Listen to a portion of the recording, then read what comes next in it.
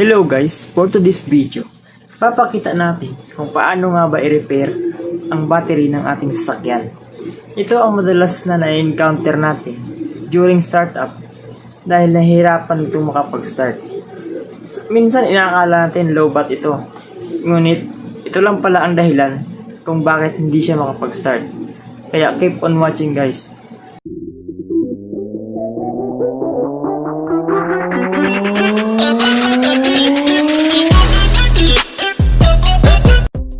Ang una palang gagawin, putulin muna yung natitirang terminal post.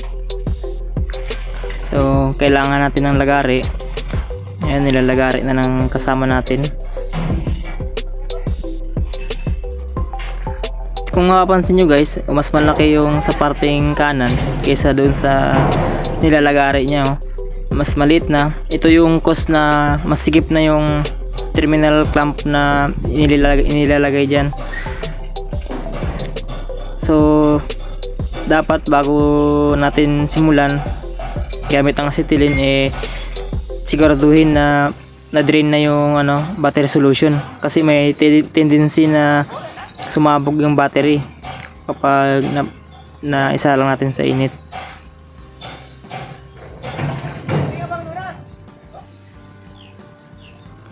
So gamit ang acetylene guys, iinitin natin yung naputol na aluminum, yung lid nya.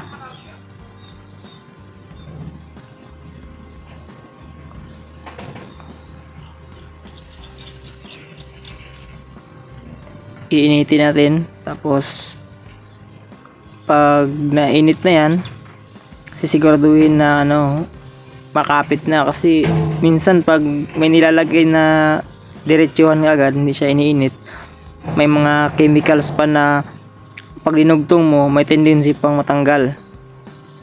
Hindi kagaya nitong gagawin na Master Dong na iinitin niya muna yung terminal para matuyo yung corrosion. Kailangan linisin muna.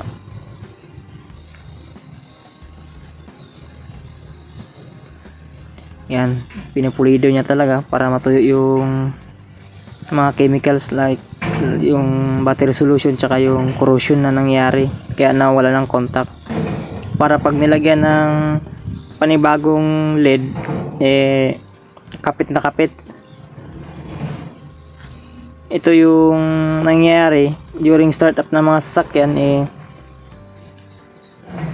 ayaw niya mag-start dahil nga lost contact na. Minsan hindi siya napapansin, akala mo nakakonect lang yung terminal clamp mo sa terminal post, yung pala lost contact na siya.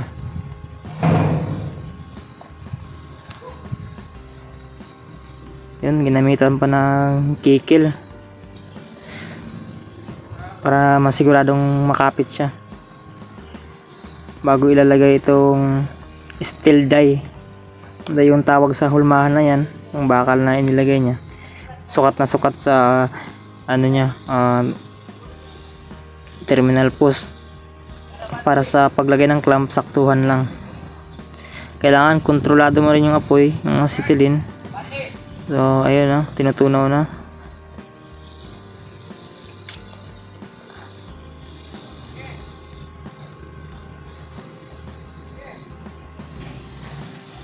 Paalala lang guys, bago simulan yung ganyang proseso, siguraduhin maingat ka sa ginagawa mo, kasi may tendency na sumabog yung battery.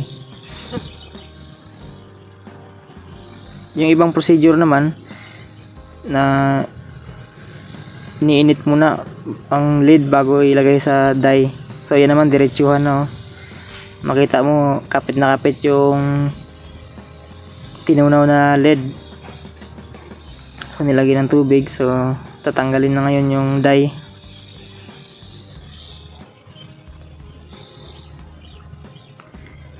Yun. Wow. So kung mapapansin mo, parang bumalik na sa original na battery post yung yung ginawa natin. Ayun lang guys, at maraming salamat. Kita lang tayo sa next video.